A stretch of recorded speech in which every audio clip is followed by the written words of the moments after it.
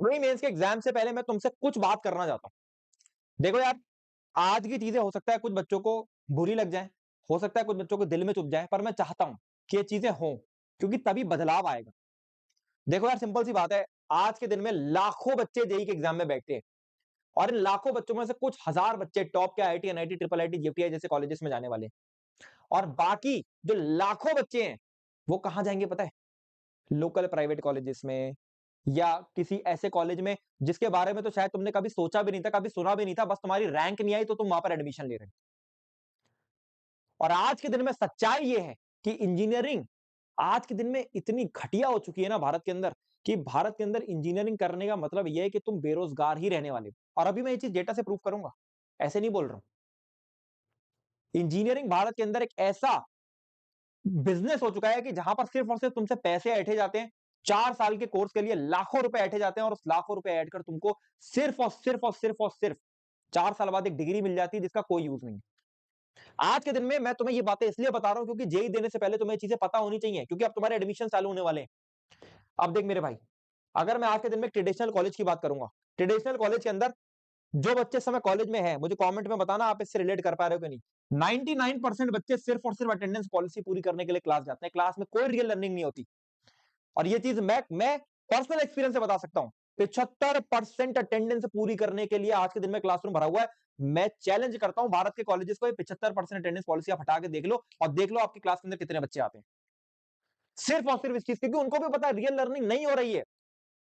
आज के दिन में जितने कॉलेजेस आप भारत के उठा लो भाई साहब, फाइनल ईयर से पहले तक कोई लर्निंग असल में होती ही नहीं है। बच्चे एग्जाम्स देते हैं, असाइनमेंट देते हैं, मिड सेम देते हैं, इसी में फंसे रहते हैं।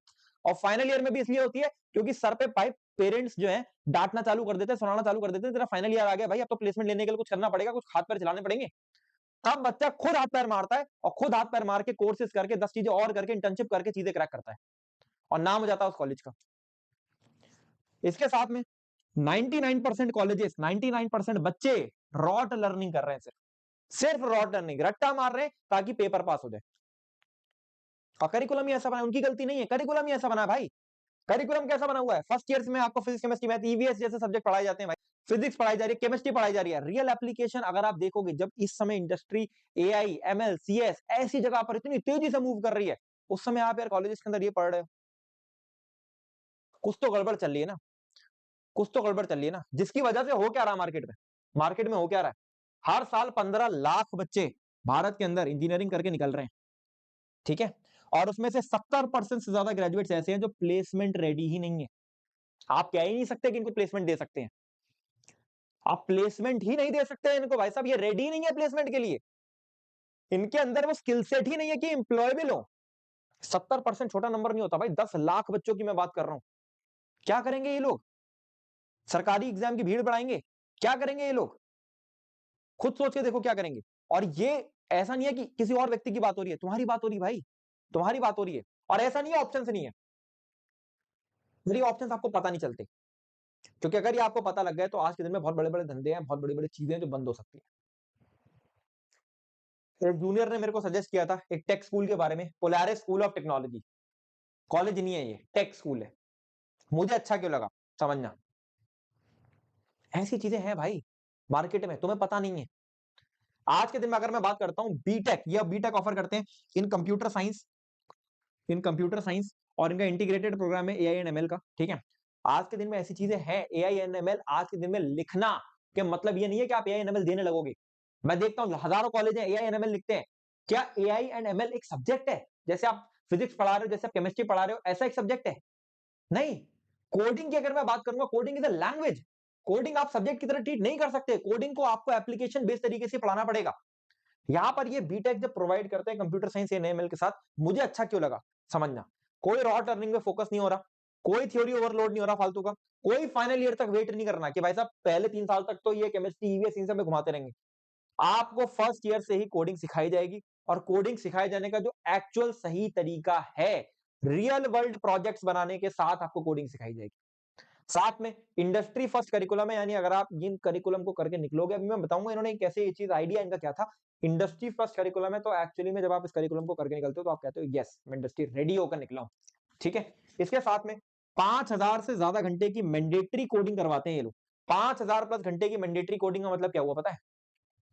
2 से 3 साल का एक्सपीरियंस्ड कोडर जितना कोडिंग कर चुका होता है, उतना आप कॉलेज में कर चुके होगे।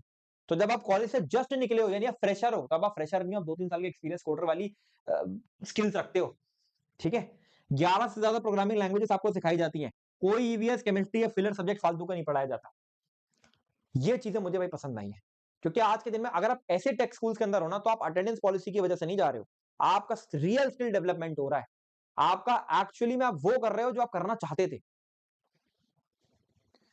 इसका फायदा क्या मिलता है? इंडिया और दुबई के अक्रॉस इनकी इंटर्नशिप लगती है इनके बच्चों की, ठीक है? अभी सुनना ध्यान से, जैसे ये व्यक्ति है, इनके अंदर 1.28 लाख की स्टाइपेंड लगी है, इनकी इंटर्नशिप लगी है 2.5 लाख की, इनकी इंटर्नशिप लगी है 1.28 लाख की। कहां लगी है? Google summer of code, Google में लगी है। इसके बारे में मैं डिस्कस करूंगा, सुनना। फर्स्ट ईयर का बच्चा, फर्स्ट ईयर यानी आप अगले साल, पहले साल में जो बच्चा जाता है, जो और कॉलेजेस के अंदर पढ़ रहा होता है केमिस्ट्री, ईवीएस और फालतू की चीजें कर रहा होता है, यहाँ पर 2.5 लाख स्टाइपेंड की इंटर्नशिप करता है। सेकंड ईयर का बच्चा 6.5 लाख स्टाइपेंड की इंटर्नशिप करता है।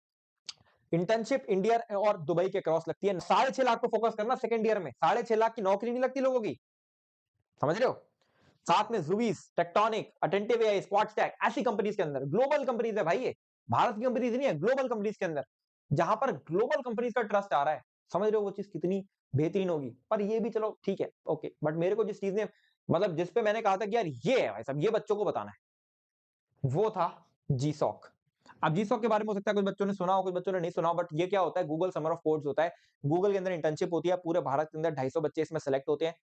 और 250 बच्चे सेलेक्ट होने का मतलब क्या है कि भाई साहब आईआईटी और एनआईटी का बच्चा भी कोई सेलेक्ट हो जाता है ना, तो बहुत इलीट बच्चा माना जाता है कॉलेज का कि यार बताओ जीसॉक में सिलेक्शन फोड़ दिया इन्होंने। 250 बच्चे सेलेक्ट हो रहे हैं, 250 नंबर पे फोकस करना। और इंडिया के अंदर भाई साहब आईआईटी भी है, एनआईटी भी है, ट्रिपल आईटी भी है, सब मिला के 50-60 इंस्टीट्यूट है। उसके बाद पोलैरिस ने अकेले आपको 11 नंबर पे फोकस करना, 11 ऐसे बच्चे हैं जो जीसॉक के अंदर सेलेक्ट हुए थे, इसमें से 9 बच्चे फर्स्ट ईयर के थे। इसने मेरा ध्यान अट्रैक्ट किया था, मैंने कहा अब बतानी है चीज, अब इस बात पे ठोस सबूत लग गया कि भाई साहब इनका जो करिकुलम है वो इंडस्ट्री रेडी है। जीसॉक में सिलेक्शन आसान नहीं होता, आप अपने सीनियर से बात करके देखना कि जीसॉक के अंदर सिलेक्शन कैसे होता है, ठीक है? और इन्होंने नेशनल रिकॉर्ड बनाया, नेशनल रिकॉर्ड बनाया इन्होंने, 11 बच्चे, समझ रहे हो? तो ये छोटी चीज नहीं है, साथ में 9 बच्चे तो फर्स्ट ईयर के ही हैं, राइट? 2.5 लाख तक का स्टाइपेंड मिलता है अगर आप जीसॉक की बात करोगे तो, ठीक है? इसके साथ में इनके जो फाउंडर्स के बारे में मैंने थोड़ी रिसर्च करी तो मुझे पता लगा, ये मुकुल रस्तोगी जी हैं, ठीक है? ये भास्वत अग्रवाल जी हैं, ये एक्स माइक्रोसॉफ्ट हैं, ये एक आईआईटीएन है, और ये एक कंपनी चलाते हैं, बड़ी फेमस कंपनी आपने सुनी भी होगी, क्लासनस नाम से, 5000 करोड़ की कंपनी है ये, उसके फाउंडर्स हैं, उन्होंने ही पोलारिस बनाया। क्यों बनाया? भाई साहब इनको लगा कि यार जब ये हायरिंग करने जाते थे, 5000 करोड़ की कंपनी है, बहुत बड़ी कंपनी होती है भाई। अब वो हायरिंग टेक हायरिंग करने जाते थे तो उनको लगता था यार टेक हायरिंग जब हम कर रहे हैं तो जो बच्चे हम हायर कर रहे हैं वो तो यार एक्चुअली में रेडी ही नहीं है। फ्रेशर्स के अंदर तो वो बात ही नहीं है जो होनी चाहिए थी 4 साल के इंजीनियरिंग के बाद। और तब इनको समझ आया कि यस, हमें एक ऐसा करिकुलम बनाना है, एक ऐसा माहौल बनाना है बेसिकली कि जिससे बच्चा निकले तो बच्चा भाई साहब इंडस्ट्री रेडी होना चाहिए, ठीक है? अब अगर मैं बात करूं इनके इकोसिस्टम की, तो इंडस्ट्री कनेक्टेड इकोसिस्टम है।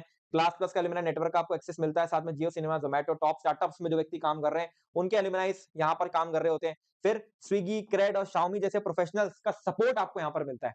ये चीजें कहाँ काम आती हैं आपको समझ आया? जीसॉक में जैसे सिलेक्शन हुआ था ना, इसी वजह से होती है चीजें, ठीक है? इसके साथ में स्टार्टअप कल्चर बहुत ही स्ट्रॉन्ग है इसका, राइट? $10,000 तक की सीड फंडिंग यहाँ पर आपको मिल सकती है, मेंटरशिप आपको मिल सकती है, ठीक है? और एग्जीक्यूशन सपोर्ट आपको मिल सकता है। अब देखो आज के दिन में मैं कॉलेज में जाता हूँ, कॉलेज में बच्चों से पूछता हूँ, यार क्या करना चाहते हो लाइफ में? स्टार्टअप बनाना है भैया, वो शार्क टैंक देखा था, स्टार्टअप बनाना है। अच्छा जी, आइडिया है, ठीक है, क्या करोगे, कैसे करोगे? भैया फंडिंग नहीं है, भैया एग्जीक्यूशन करने के लिए लोग नहीं है, मेंटर करने के लिए मेंटरशिप नहीं है, क्या करें? क्या करें? कॉलेजेस सपोर्ट करते नहीं है, कॉलेजेस को तो 75% अटेंडेंस पॉलिसी चाहिए। तो भाई साहब ये सपोर्ट मिल रहा है अगर आपको इस टेक स्कूल के अंदर, छोटी बात नहीं है, बहुत बड़ी बात है, ठीक है?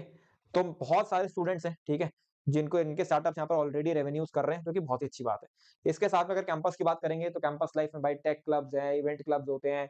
इनका साल का सबसे बड़ा एक तरीके से साल का जो सबसे बड़ा फेस्ट होता है, कॉन्स्टेलेशन, वो होता है। इसके साथ में ये रिकॉर्ड ब्रेकिंग हैकाथॉन्स करते हैं, 2 हैकाथॉन महीने की करते हैं। 2 हैकाथॉन महीने की मतलब समझ रहे हो, बहुत बड़ी बात होती है।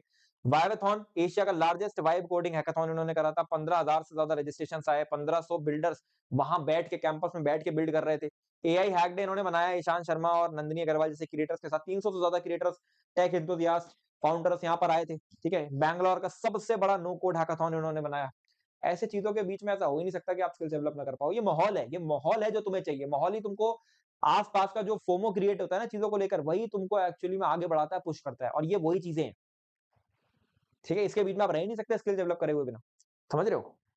इसके साथ में अब इतना टेक की बात हो गई, एआई की बात हो गई, एमएल की बात हो गई, तो भाई साहब लोकेशन भी आप समझ ही गए होंगे। इंडिया का जो टेक कैपिटल है बैंगलोर, वहां पर इसकी लोकेशन है। कैंपस टेक पार्क के इनसाइड है। स्टार्टअप्स और एमएनसी से सराउंडेड है। लोकेशन बहुत मैटर करती है भाई। अगर आपके आसपास स्टार्टअप्स एमएनसीज है, आपकी हायरिंग आराम से हो जाती है, इंटर्नशिप आराम से लग जाती है, रीच आउट आराम से कर सकते हो।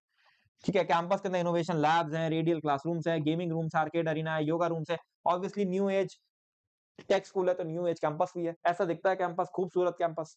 ठीक है? खूबसूरत कैंपस, न्यू एज कैंपस है। आप ऐसे माहौल में रहोगे, इस कैंपस में रहोगे, आस-पास आपके ऐसे लोग होंगे जो बिल्ड कर रहे होंगे, ग्रो कर रहे होंगे, लर्निंग कर रहे होंगे, फास्ट पेस लर्निंग होगी, तभी तो यार आप आगे बढ़ पाओगे लाइफ में। ऐसे कैसे बढ़ पाओगे? समझ रहे हो? अच्छा अब ठीक है, बहुत बढ़िया ऑप्शन है, सब चीज़ें बहुत अच्छी है, इंडस्ट्री रेडी बना देगा हमको, 5-6 घंटे की कोडिंग करा देगा, चीज़ बढ़िया है। एडमिशन कैसे होता है? देखो पहली चीज़ ये है कि 400 टॉप के बच्चे ये लेता है केवल। ऐसा नहीं है सबको ले लेगा। 80 से 150 बच्चों का ही बैच साइज़ है खाली इनका। ठीक है? Only 80 to 150 students. Polaris admission test होता है इनका पीएटी, ठीक है? उसके थ्रू लेता है और पर्सनल इंटरव्यू होता है। पीएटी के अंदर आपके पास ऑप्शंस होते हैं, एमसीक्यू बेस्ड आप दे सकते हो, मैथ, लॉजिक और कॉग्निटिव एबिलिटी का टेस्ट, और कोडिंग बेस्ड दे सकते हो आप जिसमें एमसीक्यूज और रियल कोडिंग की प्रॉब्लम्स पूछी जाती है। बच्चों के लिए जो कोडिंग वगैरह करते हैं शुरुआत से एंथुसियास्ट होते हैं। स्कॉलरशिप यहाँ पे पैट के स्कोर पर मिलती है, यानी पीएटी पोलारिस एडमिशन टेस्ट के स्कोर पर मिलती है और जेईई के स्कोर पर मिलती है। इनके वेबसाइट पर आप जाओगे तो ऐसा करके इनको पूरा आपका एडमिशन प्रोसेस आपको यहाँ पर देखने को मिल जाएगा। आप देखो ऑप्शन मैंने आपको बता दिया, सारी चीजें मैंने आपको समझा दी, नहीं पता होती बच्चों को भाई, जानने ही नहीं दिया जाता ये सारी चीजें लोगों को। और जब मैं बताऊंगा भी तो भी पता है बहुत सारे बच्चे क्या बोलेंगे अभी कमेंट में कि यार भैया अपना वही ठीक है ट्रेडिशनल कॉलेजेस। अरे यार जब आप लाइफ में रिस्क नहीं लोगे, जब आप एक्चुअली में जब इंजीनियरिंग इतनी तेजी से बदल रही है आप नहीं बदलोगे, तो आप उसके साथ कैचअप कैसे कर पाओगे? तो इसका एप्लीकेशन फॉर्म का लिंक मैं डिस्क्रिप्शन में दूंगा, ठीक है? और मैं चाहूंगा कि आप खुद से रिसर्च करो। मैं ऐसे नहीं बोलूंगा एडमिशन फॉर्म भर दो, खुद से रिसर्च करो, वेबसाइट पे जाओ, रिसर्च करो और इसका एडमिशन फॉर्म अगर सही लगता है तो जरूर भरना। ठीक है? मिस आउट मत कर देना, अच्छी चीज है, मिस आउट मत करना। लिंक मैं डिस्क्रिप्शन में दे दूंगा, बाकी आप खुद जाके रिसर्च करो, आपको और आइडिया लगेगा। और वीडियोस चाहिए होंगी मुझे कमेंट सेक्शन में बताना। चलो दिस इज ऑल, अच्छे से पढ़ाई करो, समझ आ रही है?